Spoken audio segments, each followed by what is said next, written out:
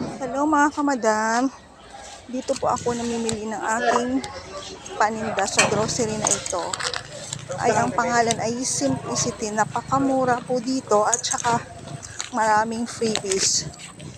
May +1 sila at saka yung ibang items nila ay naka-discount ng naka-save po 0.5%, 10%, may naka-promo. Kaya sulit talaga kaya dito ka mamimili. Natin.